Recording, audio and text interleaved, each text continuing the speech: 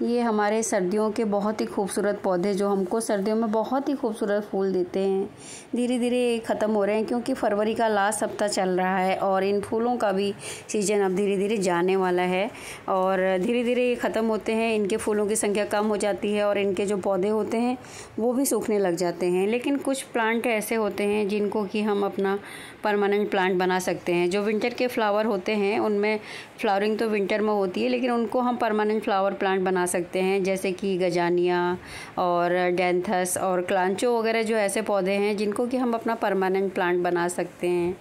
दोस्तों, आज मैं बात करने वाली हूँ गजानिया के बारे में, किस तरह से गजानिया की केयर करें और किस तरह से गजानिया को अपना परमानेंट प्लांट बना सकते हैं। तो आप सभी को मेरा प्यार भरा नमस्कार। दोस्तों, आज की जानकारी गजानिया के बारे में है। गजानिया को हम किस तरह से अपना परमानेंट पौधा बना सकते हैं, किस तरह से उसकी केयर करें कि वो सर्दियों के साथ ही साथ हमारा जो पौधा है हमें दोबारा से ना ख़रीदना पड़े, उसको हम अपना परमानेंट पौधा बना सकें। तो उसी के बारे में बात करते हैं, किस तरह से उसकी केयर करनी है। सर्दियों में तो केयर करनी है और सर्दियों में उससे फ्लावरिंग लेनी है और उसके बाद भी बरसात और गर्मी में भी उसकी देखरेख करनी है, जिससे कि अगले साल फिर से वो हमको नए पौधे दे सके और नए फूल पा सके हम उससे। दोस्तों, गजानिया एक बहुत ही खूबसूरत सर्दियों का पौधा है, लेकिन इसको हम परमानेंट बना सकते हैं और ये बहुत सारे कलर्स में आता है।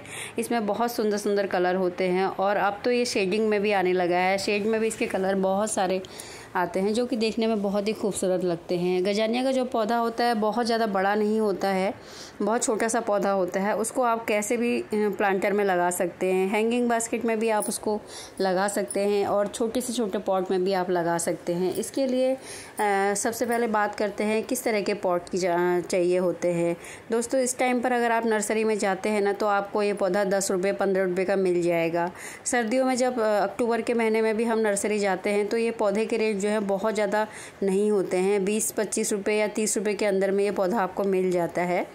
तो इस टाइम पर जो है धीरे धीरे इनका मौसम जा रहा है तो नर्सरी वालों को भी अपने पौधे निकालने होते हैं। तो ये 10 से 15 रुपये में अभी मिल रहा है। तो अगर आपको इस टाइम पे लगाना है तो आप लगा सकते हैं और उसके बाद आप इसको पूरे साल थोड़ी सी केयर कर लीजिए और ये आपका परमानेंट पौधा बन जाता है। तो वो कैसे बनता है आगे आपके साथ मैं बात करती हूँ और बताती हूँ कि कैसे आप इसको परमानेंट पौधा बना सकते हैं। और दोस्तों, सबसे पहले मैं बात करती हूँ, अगर आपके पास नहीं है ये पौधा तो अक्टूबर में अगर आप नर्सरी में जाते हैं तो ये आपको बहुत सारे कलर्स में इसके पौधे देखने को मिलेंगे और इसके बहुत सारे शेड आपको देखने के मिलेंगे।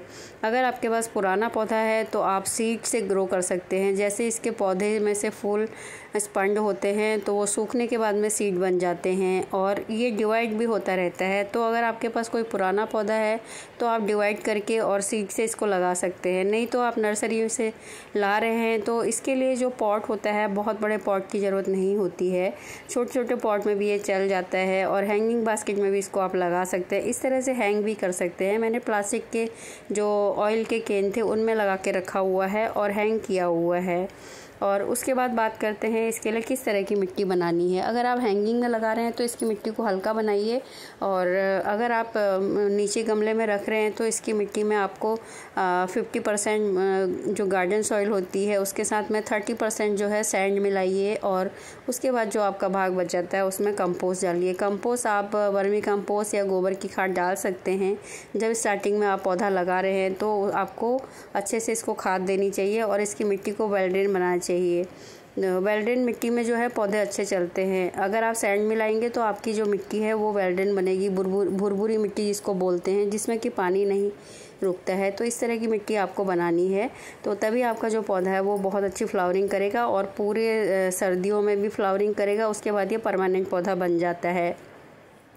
कोई सा भी आप गमला ले रहे हैं, कैसा भी पॉट ले रहे हैं तो उसमें ड्रेनेज अच्छे होने चाहिए जिससे कि आपके पौधे में पानी ना रुके। इसमें अगर पानी रुक जाता है तो इसको जो इसकी जो पौधे होते हैं वो सड़ने लगते हैं। इसलिए आपको जो ड्रेनेज है उनका पूरा ध्यान रखना चाहिए और चेक करते रहना चाहिए कि आपके पौधे में ड्रेनेज बंद तो नहीं हुए हैं। और जहाँ तक सनलाइट की बात करें तो ये पूरी सनलाइट का पौधा है, क्योंकि ये सर्दियों में जब सनलाइट में आप इसको रखते हैं तो इसकी फ्लावरिंग होती है। सूरज जब निकलता है तो इसके फूल खिलते हैं और सूरज के बंद होने के साथ इसके जो फूल है वो बंद हो जाते हैं और ये सिलसिला जो है 1 हफ्ते तक चलता रहता है। 1 हफ्ते के बाद में गजानिया के फूल धीरे धीरे सूखने लगते हैं। तो इसका कहने का मतलब है कि ये पूरी सनलाइट का पौधा है। इसको आपको सर्दियों में 6 से 7 घंटे की धूप दिखाना बहुत ज़रूरी है। और अब बात करते हैं पानी की। पानी की बात करें तो सर्दियों में इसके पौधे को बहुत कम पानी की ज़रूरत होती है। जब भी आप पानी दे रहे हैं तो सबसे पहले आप अपने गमले की मिट्टी को चेक कर लीजिए कि आपके गमले की मिट्टी जो है वो सूखी होनी चाहिए, तभी आपको पानी देना है। अगर आप पानी देते रहेंगे, ओवर वाटरिंग हो जाती है तो उसके पौधे में जो गमले की मिट्टी है उसमें सड़न पैदा हो जाती है। क्योंकि सर्दियों में कोई भी पौधा होता है उसको पानी की कम ज़रूरत पड़ती है और तभी वो अच्छी फ्लावरिंग करता है। तो आपको मिट्टी चेक करना है कि आपके जो पौधे हैं सुरक्षित है और उनकी जो मिट्टी है वो एकदम सूखी हुई है, तभी आपको पानी देना है। अगर मिट्टी गीली है तो आपको देख के ही पानी देना है। जब मिट्टी अच्छे से सूख जाए तो आपको पानी देना है, क्योंकि जब भी हम ओवर वाटरिंग करते हैं तो हमारे पौधे में फंगस की प्रॉब्लम आ जाती है। और जो हमारे जिस पॉट में भी हमारे पौधे लगे हुए हैं उसके नीचे की जो पत्तियां हैं आपको निकाल देनी है, क्योंकि जब नीचे की पत्तियां गमले की मिट्टी के संपर्क में आते हैं तो वो पानी जब हम डालते हैं तो वो पानी के साथ मिलके जो है सड़न पैदा हो जाती है, उनमें गल जाते हैं और गले हुए पत्ते जो हैं हमारे पौधे को नुकसान करते हैं। इसलिए जो नीचे के पत्ते हैं उनको आपको निकाल देना है और जो मिट्टी को टच कर रहे हैं उनको निकाल देना है।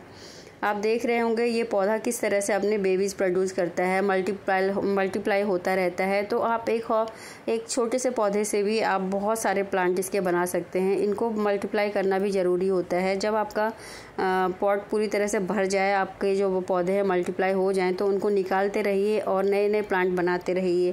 इससे क्या होगा कि एक प्लांट अगर आपका ख़राब हो गया तो आपके पास दूसरा प्लांट रहेगा। तो आपको मल्टीप्लाई करते रहना है, तभी इनकी ग्रोथ भी अच्छी होती है और ये कलियाँ बनाते हैं और इनको फैलने के लिए जगह मिलती है। और उसके बाद में जब फूल आपके स्पंड हो जाते हैं, ख़त्म हो जाते हैं, तो इस तरह से उन फूलों को कट करना बहुत ज़रूरी है, जिससे कि आपको आपके पौधे में नए जो है कलियां बनती रहें। नए ब्रांचेज आएंगी तो नई कलियां बनेगी। इस तरह से जो है अगर आप नहीं कट करेंगे, फूल को पौधे में लगे रहने देंगे, तो जो पौधा है वो सीड बनाने में अपनी एनर्जी बर्बाद करने लगता है और उसकी ग्रोथ कम हो जाती है, ग्रोथ रुक जाती है। तो आपको जो इस ख़राब हुए फूल हैं उनको निकालना बहुत ज़रूरी है। जो भी फूल स्पंड हो जाते हैं, जितने भी आपके फ्लावरिंग प्लांट हैं, जब फूल स्पंड हो जाते हैं उन फूलों को निकालना बहुत ज़रूरी है, जिससे कि आपके पौधे की ग्रोथ बनी रहे और उसमें नए सूट जो हैं वो आती रहे। तो इस तरह की जो प्रूनिंग होती है इसको डेड हेडिंग बोलते हैं। तो इनका डेड हेडिंग करना भी बहुत ज़रूरी है। और अगर आपके पौधे में पत्तियां सूख गई हैं या गल गई हैं, जैसे मैंने बताया आपको पहले, उनको निकालना बहुत ज़रूरी होता है। तो अगर आप नहीं निकालते हैं टाइम पे, खरपतवार को निकालना और सूखी पत्तियां और गली हुई पत्तियों को निकालना बहुत ज़रूरी है। अगर नहीं निकालेंगे तो आपका पौधा धीरे धीरे गलने लग जाता है। अब बात करते हैं फर्टिलाइज़र की। जैसे आपने स्टार्टिंग में इसको फर्टिलाइज़र दिया था, जैसे आपने मिट्टी बनाई थी उसमें गोबर की कंपोस्ट डाली थी, तो उसके बाद धीरे धीरे जैसे जैसे फ्लावरिंग होती है, पौधा बढ़ता है, ग्रोथ करता है, तो इसको हमें जो है पोटेशियम युक्त खाद की ज़रूरत पड़ती है। उसके लिए हम घरेलू एक खाद दे सकते हैं, जो केले का फर्टिलाइज़र हम देते हैं, बनाना पील का फर्टिलाइज़र, लिक्विड फर्टिलाइज़र भी आप दे सकते हैं। केले के छिलकों को 2 दिन के लिए आप भिगा के रख दीजिए और उसका जो भी लिक्विड होता है वो अपने प्लांट में आप डाल सकते हैं, जिससे आपके पौधे में फ्लावरिंग भी अच्छी होगी। पर ध्यान रखिएगा, तभी आपको पानी देना है, लिक्विड तभी देना है जब आपके पौधे की मिट्टी सूखी रहती है। और जो भी खाद देनी है आपको लिक्विड वाली, वो सुबह शाम ही देनी है। दोपहर के टाइम पे जब धूप होती है तो उस टाइम पर आपको बिल्कुल भी अपने पौधे को कोई भी लिक्विड या पानी नहीं देना होता है। गजानिया के पौधे में वैसे तो कोई भी प्रॉब्लम्स नहीं आती हैं, कोई कीड़ा वीड़ा नहीं लगता है। और अगर आपके गजानिया में कोई प्रॉब्लम हो रही है, कीड़ा लग गया है, तो पेस्टिसाइड के लिए आप इसको नीम ऑयल का स्प्रे कर सकते हैं, अगर आपको लगता है आपके पौधे में पेस्टिसाइड देने की ज़रूरत है। दोस्तों, अगर वीडियो पसंद आए तो लाइक कीजिएगा और मेरे चैनल पर नए हैं तो सब्सक्राइब कीजिएगा।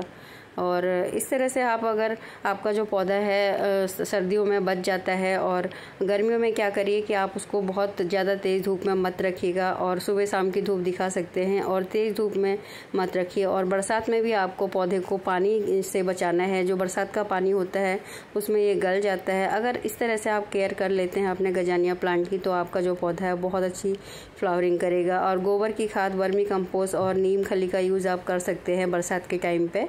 इसकी मिट्टी में मिला दीजिए, तो आपका जो पौधा है बरसात में भी ख़राब नहीं होगा, और आपका जो प्लांट है हमेशा ही सदाबहार बने रहेगा और अगले साल के लिए तैयार हो जाएगा। दोस्तों गर्मी और बरसात में गजानिया में फ्लावरिंग नहीं के बराबर होती है। अगर होती भी है तो आपको फूलों को कट करना चाहिए, क्योंकि हमें इनको सेव करना है अगले साल के लिए। तो इस तरह से आप सेव कर सकते हैं अपने पौधों को। दोस्तों अगर वीडियो पसंद आए तो लाइक कीजिएगा, और मेरे चैनल पर नए हैं तो सब्सक्राइब कीजिएगा। फिर एक नई वीडियो के साथ आपके सामने आऊँगी। तब तक bye bye, take care, thank you.